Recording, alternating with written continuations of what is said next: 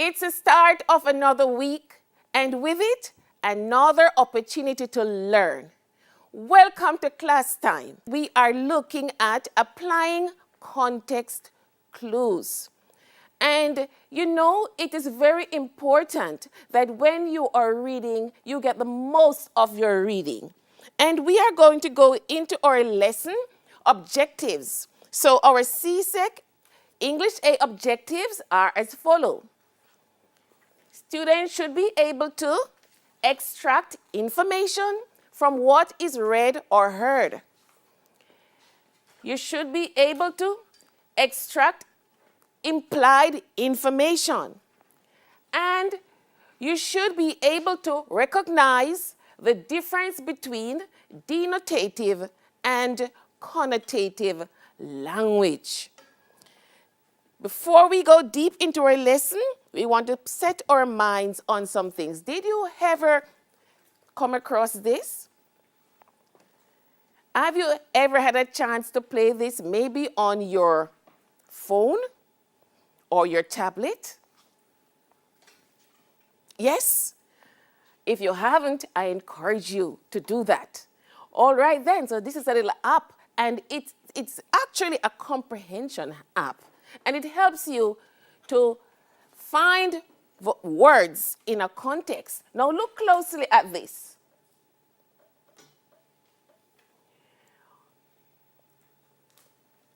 What is the similar idea that you get from looking at each picture? 4 pictures. And I know you're looking at the answer, but the idea is dirt. There are the pigs, jumping, getting dirty, riding, getting dirty, and you wash dirty things. And the answer to that would be dirty. Now, we are looking at a context. And in order for you to arrive at a word that helps you, you have to go into your background. You have to go into your mind and think of all the many things that you have become associated with and see how you can make sense of the pictures. That's the first one. The second one that I am looking at is this. What can we say about this? It's a big ocean, and we see that someone is swimming. All of this represents a context. Now, if you are going to analyze the picture, you have to go into some background information. Now, the person is in the water, but there are some prerequisites. The person would have to be able to swim, okay? You don't just jump into water, this kind of water, and start swimming if you're not trained. So, whatever you make sense of the picture, you have to draw on what you know in the background. And you're looking at it, the person is on the water, swimming. All right. Now, you are going to analyze the picture, and what you're going to say must have something to do with the surrounding atmosphere. Okay then? So this is a physical context. Now, let us go deeper into analyzing the word context. The word context, from the concise Oxford Dictionary, we recognize it as a noun. And it is saying that context means the circumstances that form the setting for an event. Now, remember the picture a while ago? Now, the man couldn't swim on the ground. He had to swim in the ocean. So he's in a context. Are you following? Right. Now repeating. The circumstances that form the setting for an event, statement, or idea.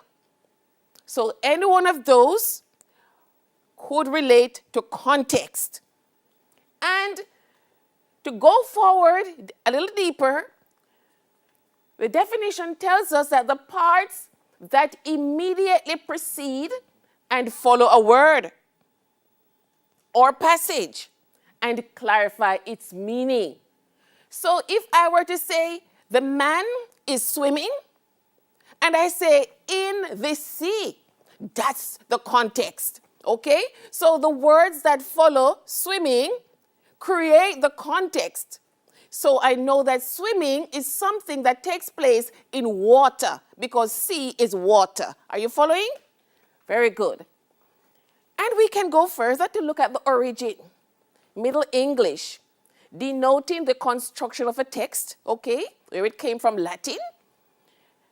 Contextus, from con means together, and textere, to weave.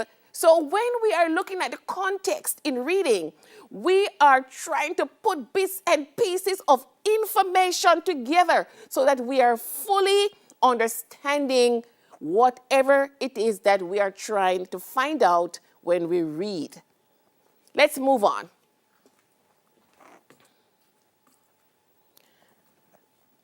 What is meant by comprehension? Back to our Oxford. Comprehension. Again, a noun, name of something that happens in your mind. The ability to understand something. Again, the origin is coming from the British. Remember that we were under British examinations largely. So it used to be given this as a school exercise, answering questions on a set text. So remember, you're doing your comprehension test. Okay then? So we have a test that is called a comprehension test, but broader, I'm looking at what it means to say you're doing comprehension. Now you see this S-I-O-N? It is referring to a process. So you are thinking and reading and putting things together so that you can understand very clearly whatever it is that you are seeking to understand. So let us move on now. So let us go to the Oxford Online Dictionary now. Now you see I'm looking, the first dictionary was a print, it is Oxford Online. So I'm showing you that whenever you are learning, you can take out your smartphones, you can take out your tablets. If you do not have the print, you can go online. You can go online while the teacher is teaching. You can take out your smartphones and you can go and get your online versions and make sure you're understanding whatever it is that the person is saying or whatever it is that you're reading. So the Oxford Online, the Cambridge Online Dictionary says, the ability to understand completely. Completely. Comprehension is like digestion. Completely. You know, you eat a slice of bread and it is solid. But when you digest it, it becomes liquid. It is totally worn down by the enzymes in your mouth. So comprehension, when you go through the process and you really understand, you are able to convert the information into other useful facts. Be familiar with a situation, facts, and so on. Again, we are also learning that there's a test called comprehension, and I know that you know that. Okay, then, let's move on in our lesson. Now, I was speaking about reading, And very quickly, I'm not going to stay on this long, but I would like to tell you that we have levels of reading. Okay then? So literal level is the first level. Denotative, you see a while ago when I went into the dictionary to get the literal meaning of the word. The dictionary meaning is a denotative meaning. And then when I come up with an opinion from reading, I am at the inferential or interpretive level. Then I start taking it apart. If I say, why is that man swimming in the sea at that time of day, and I start taking it apart, I become analytical. So then I am moving up in my mental capacity to use and to transfer the information that I am reading. And then we go to the critical and evaluative level, okay? I could say, for example, the sea is looking really inviting, and perhaps I would like to try it one at some point.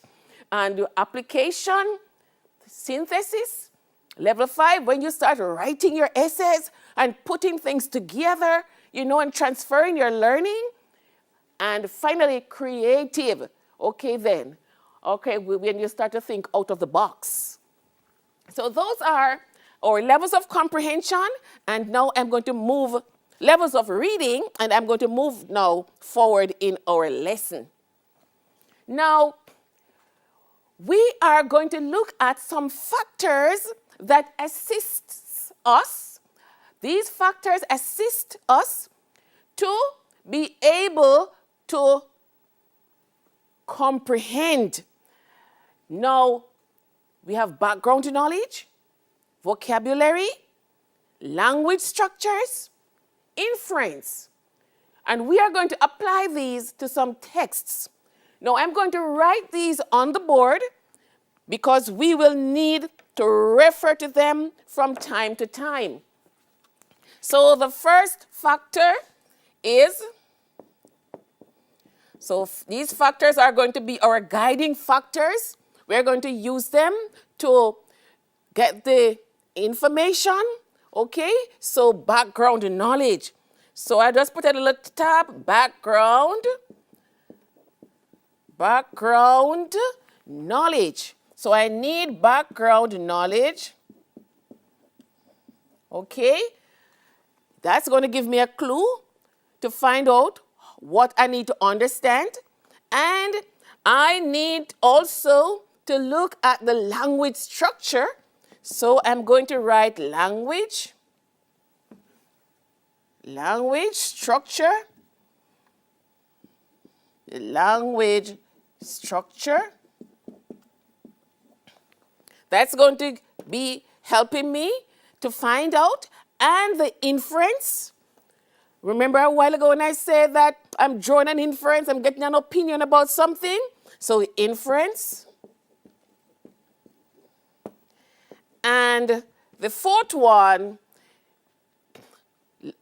so let us go again. Background knowledge, vocabulary. So let me start over now. I'm going to make a little fix right here. All right then. Sometimes you're writing so fast and you miss. All right, so let's go again. Background knowledge, vocabulary.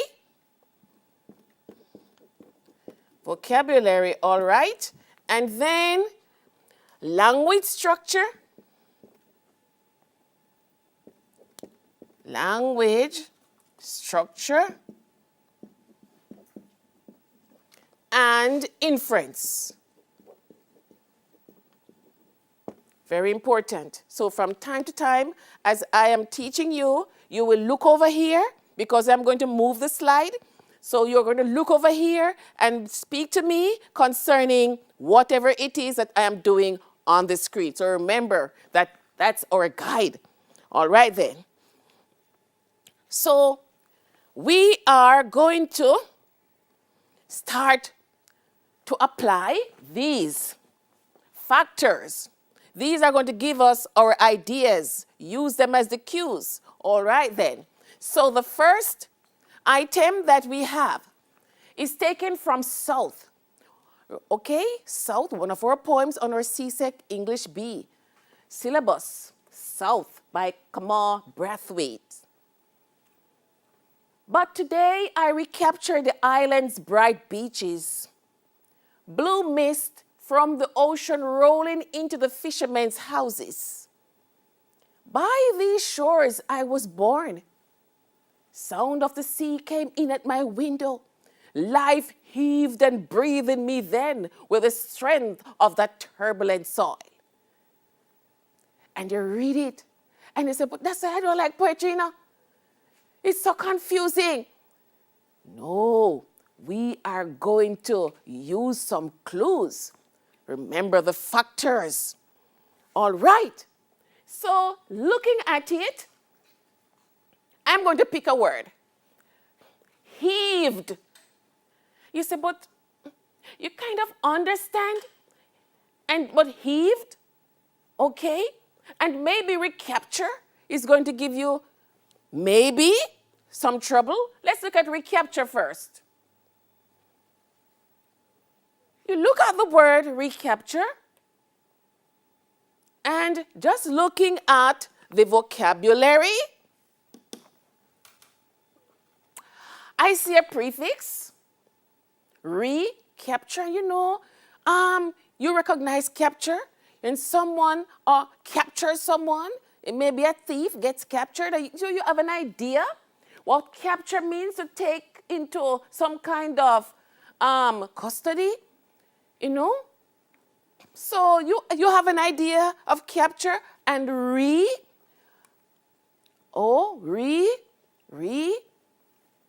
again, recapture. Is there anything in this first verse that can help us find out or understand recapture any better?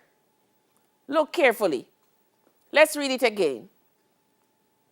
But today I recapture the island's bright beaches, blue mist from the ocean rolling into the fishermen's houses. By these shores I was born. Sound of the sea came in at my window. Life heaved and breathed in me then with the strength of that turbulent soil.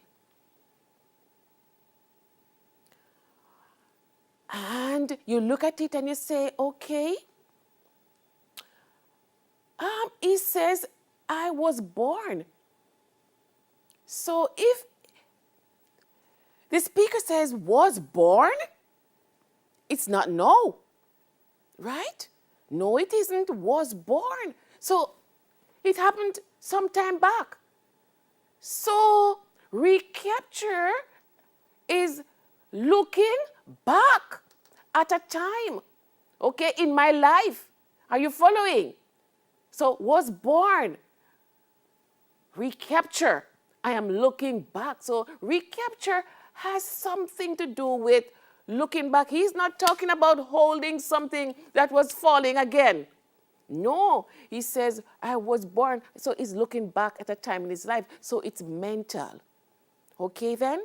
So we have used that clue of birth and the past tense to get an idea of what recapture. So we can safely say that the person is looking back into his life. Okay then, or her life. All right. So let's read it again now with that understanding. But today I recapture the island's bright beaches. Today I am remembering that time in my life. And you see the colon here? Okay, and what do we know about the colon? Whatever is coming after the colon. Okay, remember one of our definitions that we say that parts of the sentence helps to clarify the other? So after the colon, and we have the beaches here, blue mist from the ocean rolling into the fishermen's houses. So this is it. This is what I'm remembering. Okay? And the colon is very critical because it is explaining or giving the information over here and telling us what recapture is really meaning. Let's continue. And now we come down here to heaved. And remember that we are looking at using background knowledge, vocabulary, language structure, and drawing inferences. Okay, so heaved. And you look at the word heaved, and you say, okay, looks like heavy, don't it?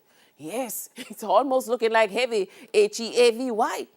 Okay, so heaved is also in the past tense, but I don't know what heaved mean. Is there anything that could give me an idea of the word heaved? And I'm looking carefully. Let's read on. Life heaved and breathed.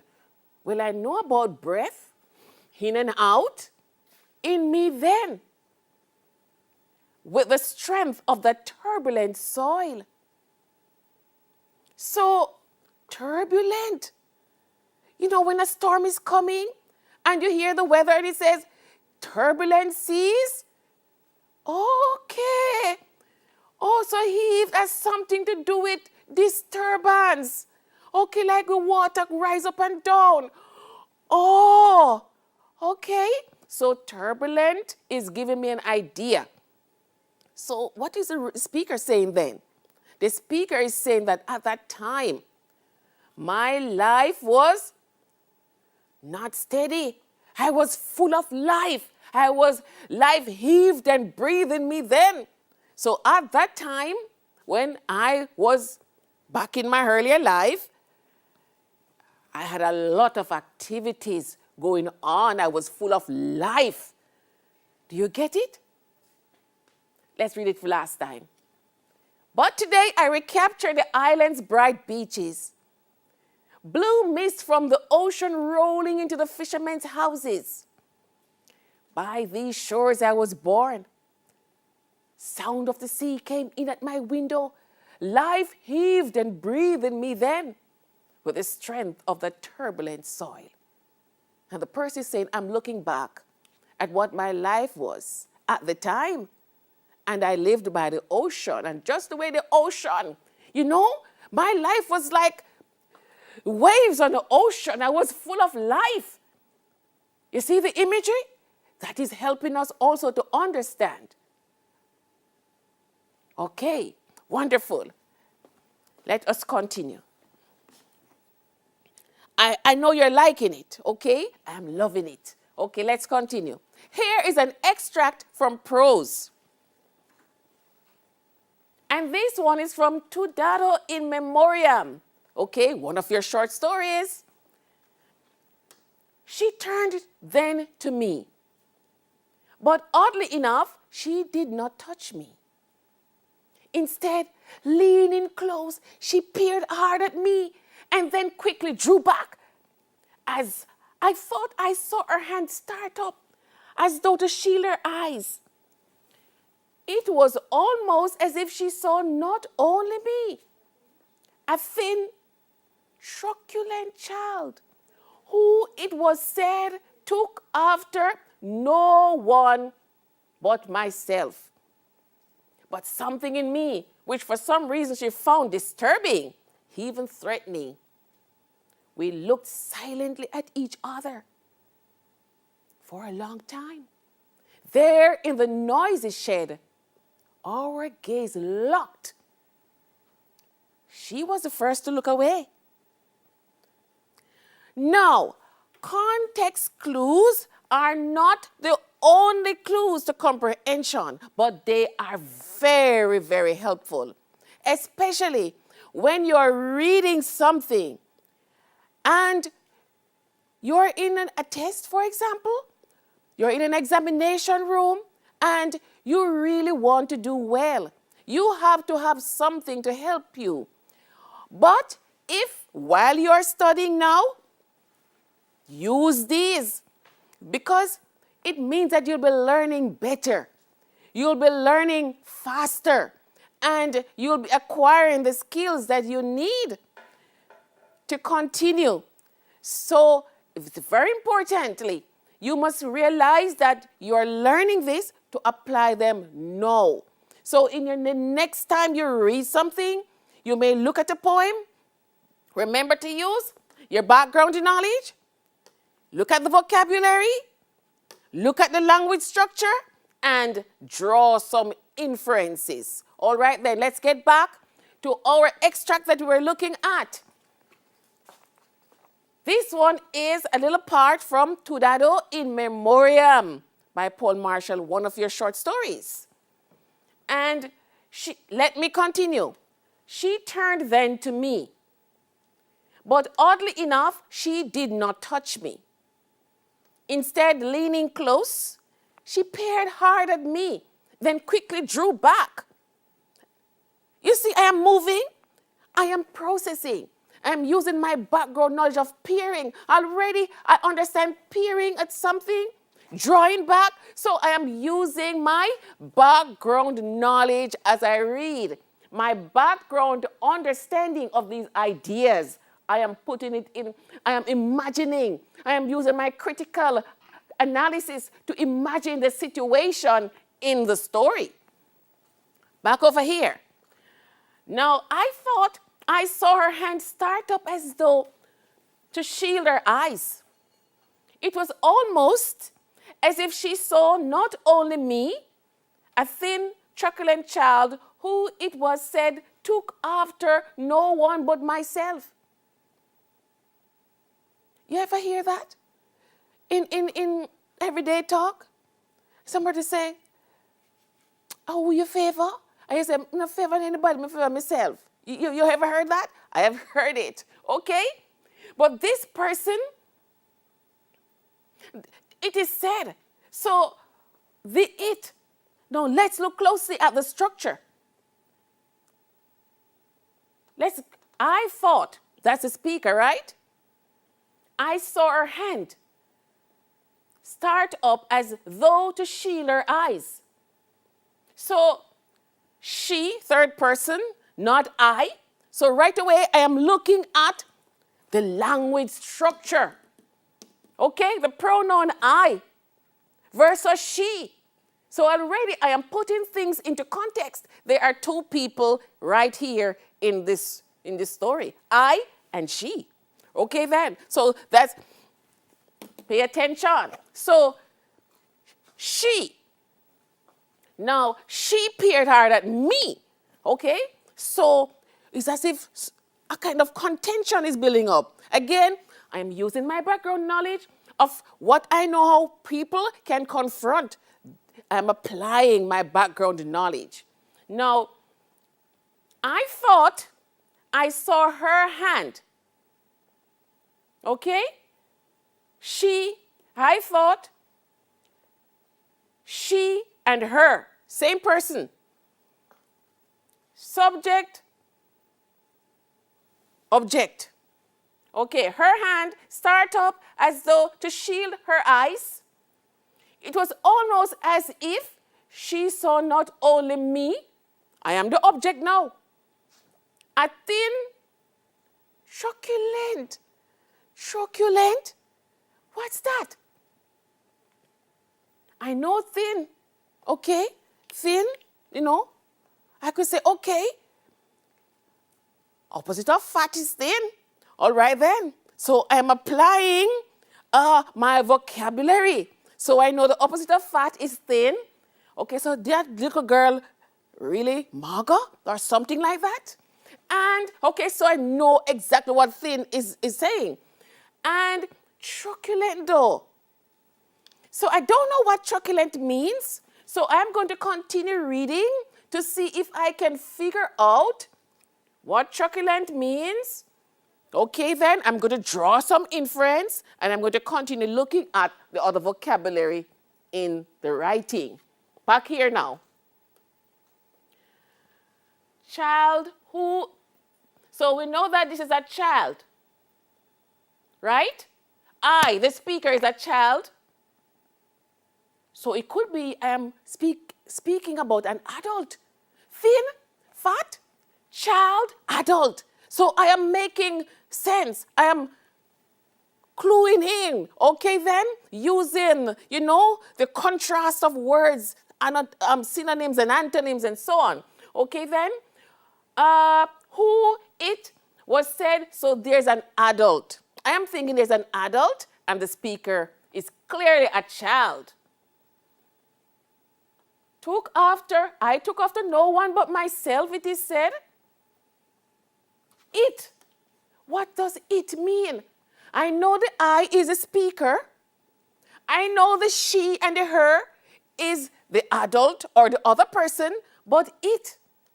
What is the it? And the child, this pronoun is referring to the speaker, the child. It.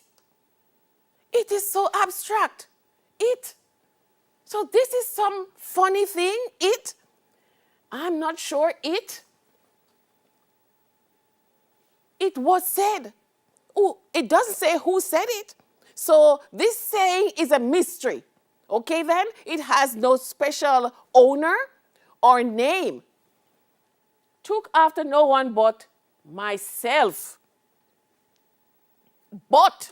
So we look at but, and we are looking at something, okay, but myself. So we are looking at subordination, but myself. Okay, everything is under my self. I am in charge of myself. Now, we are looking to find out what truculent means. And we are drawing inferences and looking at the language structure.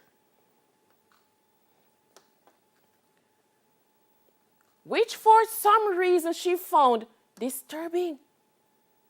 I know disturbing. Disturbing, not nice. Don't feel good. Can't figure it out. Disturbing. So, I am described as truculent, and she finds me disturbing. So, therefore, truculent cannot be a nice word. Things that are nice, you find what? Pleasant. So, I'm going to set up the dichotomy again. I'm going to set up the contrast. So, truculent is a not nice trait because it makes the person feel disturbed when the person examines me, the speaker. You following? Right. Even threatening.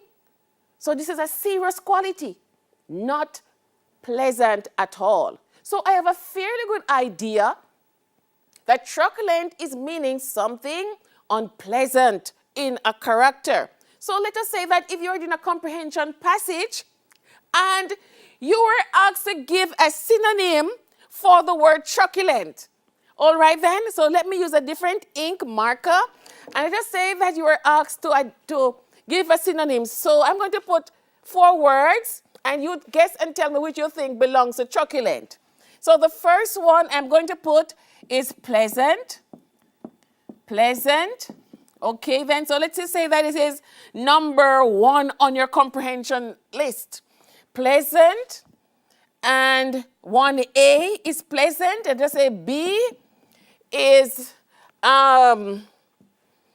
aggressive. Aggressive. And you have C to be obedient. All right then. And a D. Okay then, so I give you a D. And D could mean indolent. So you know the word indolent? Indolent means lazy. All right then. So let us, for example, say you have a comprehension passage and you're asked to say which word best this is a best synonym to use in place of the word truculent, which describes a person. Pleasant, aggressive, obedient, or indolent. Which would you choose and why? Aggressive. Aggressive would be the choice. Definitely. Aggressive. You would choose aggressive as the best synonym. Why? What is it in the reading that makes you look at aggressive? Because we see disturbing and threatening. Isn't that wonderful? There's context clues. We have somehow analyzed the meaning of truculent without looking in a dictionary. We just looked at the other vocabulary that we see there, and we also looked at the language structure, and we draw some conclusions. Because we see that right after she's described as truculent, we find the word that she, the other person, me and she, is like a kind of opposition right there. She finds me disturbing and threatening. So that's applying our clues. So we looked silently at each other for a long time. You know, when two men are going boxing and they're head to head, silently at each other, is kind of a contender situation we have right there, because the lady found her threatening. Okay then? So this is a very tense moment, a moment of possible conflict. You see how many things I get out of the one little passage? And silently at each other for a long time, there in the noisy shed. All the shed, the atmosphere in the shed is in agreement. The shed is noisy. Our gaze locked. What more you need? The little girl, because the child is confronting the adult. Our gaze locked. And here's the clincher now. She was the first to look away. That supports what we said here. We are right. You think a little girl can steer an adult out and the adult had to look away? That's no ordinary child. Okay then. So we have come up with a lot of inferences. You see how enjoyable that was? All right then. So we are going to do another one. From drama now. And this one is from Tijon and his brothers, okay? Your West Indian drama on the syllabus. The old man. The old man said, I feed the devil the third. Feed the devil the third. Power is knowledge. Knowledge is power. And the devil devours them on the hour. A lot of emotion, right? Okay, background knowledge. Hi, emotion, right? Person is psyched up. So right away we are bringing, or from our background, emotion. Somebody is really, hyped up. Feed the devil the third. So when we know the story of Tijon, the devil was out to get the three brothers. But look at this word, divorce. Divorce. How could you figure out a better understanding of the situation by divorce? Divorce? How would you find out the meaning of divorce? By just looking. Feed. Okay, feed. So we see something that is about having a meal. Okay, with the word feed. Feed the devil the third. Feed the devil the third. So power is knowledge, knowledge is power, and the devil devours them. So feeding and devouring are related. So devours them. So we know that divorce has something to do with eating. Okay? With eating. And because now the person is in a lot of the emotion, divorce is a heavy kind of aggressive eating, because the person doesn't say, smile and say, feed the devil the third. And the person is all full of emotion. So we know that if you're full of emotion and you're feeding, that's a very aggressive feeding. So divorce has something to do with a very strong, a very aggressive manner of feeding. Is devouring. Okay? So here we have a synonym. It's much stronger than feed. Okay? It's gone up to certain degrees of feeding. Devouring. You following? We are looking at how we can understand comprehension better. Reading. We are reading. And if it is a comprehension passage, or how we can comprehend better, how can we read better and do much better in our reading? We are to use our background knowledge, study the vocabulary in the text we are reading, look at the language structure, and draw some inferences. You won't go wrong. Okay? Reading will become much more enjoyable. Let us look at another one.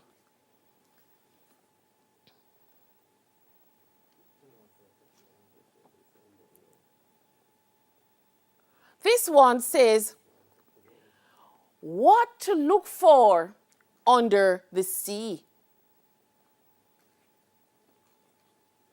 What to look for under the sea. An extract. Let us read. Living within the coral itself, minute plant cells called zooxanthellae contribute to the reef building process and are the main source of color in the coral communities. Since these microorganisms require light in order to live, hermatypic or reef-building corals are found generally at water depths of less than 100 feet. In this bluish zone, only the diver, freed from the terrestrial world above by a self-contained air supply, can truly experience the wonders and intricate beauty of the reef environment. Living within the coral itself, remember that the title is also important. The title gives an idea. And remember when we looked at our first picture of the man in the sea? You know, that's a big context. The ocean is a big context. Now, the title is the sea, the context. So, right away, from the title, and we see the word sea, we can expect that we are going to find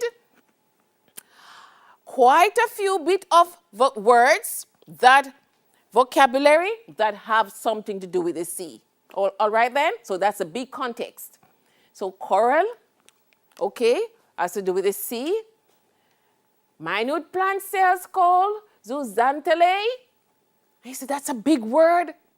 But it already tells us that zooxanthellae are minute plant cells. So actually, this name of this organism is explained already. All right then? So you don't have to fret. It is telling you that these are minute plant cells. Contribute to the reef building process. Back into our background knowledge now. When we contribute, someone says to you, give me a contribution towards something. You said, oh, you know, help me contribute towards my, we are tiling this building. You can give me a contribution. So you're helping to add up the money. So contribute to the reef building helps to build the reef. Okay then? And we know reefs. Okay then? We have watched lots of movies and so on, and we know that the reefs, where they're at, and how dangerous some of them can be. And are the main source of color. Okay? And in the coral communities, these cells, okay, are colorful. So there's an adjective is describing. Okay, so we see, okay, they're the ones responsible for the color of the reefs. Since these microorganisms, so then, minute, these zooxanthellae. So you see, everything is just coming together because zooxanthellae are minute plant cells, and another name for them is microorganisms. So we are seeing synonyms. synonyms, different words for the same thing. And we are understanding. So far, the minute plant cells, the zooxanthellae, and the microorganisms, they are similar. Different names for the same thing. So we are understanding. Require light in order to live. All right then? So they are not all the way down in the bottom of the ocean. They are nearer up to where the sunlight is able to penetrate the surface of the water. So use your background knowledge of the ocean. All right then? You can still see light when you are very near to the surface of the water. All right then, let's continue. Hermatypic. I say hermatypic. And you know, sometimes you are doing your exercises and the comprehension is so hard. It's because you are not understanding all the things that you can do to make your learning come alive. It's not as hard. Remember when we just read it? It looks as if, wow, look how many big words are in this passage. But when we apply the clues, we see that it's not as difficult. So, hermatypic or reef building corals. Right again, here, hermatypic, describing here. So another description for hermatypic would be reef building, because or, see the word or? And we're looking at the language structure. Okay then? Or, the conjunction. So another name. So it says or. If you do not want to call it hermatypic, you can just say reef building. All right then? So, or. Corals are found generally at water depths of less than 100 feet. Remember that they need light in order to live. So if you go below 100 feet, remember we have life, live, and die. So here again we could have a dichotomy. So then, opposite of life is death. So you can begin to draw an inference that any hermatypic or reef building coral below 100 feet would be what? Dead. It doesn't say that. But we are using our knowledge of language structure and vocabulary and making an inference. Okay then. All right. Let's continue quickly now. In this bluish zone, only the diver freed from the terrestrial.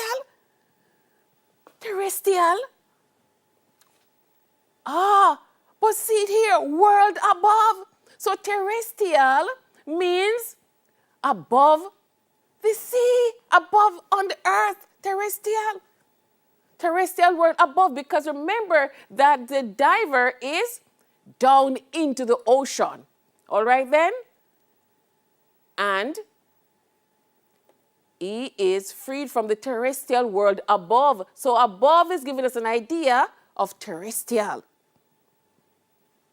All right then. So our final sentence, okay, by a self-contained air supply can truly experience the wonders and intricate beauty of the reef environment.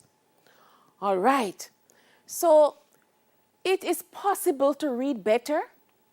It is possible to enjoy reading. And the more you read, the more words you learn. But if you are ever reading a comprehension passage or anything and you find yourself into trouble, remember to apply the factors that can help you to get a lot more out of it.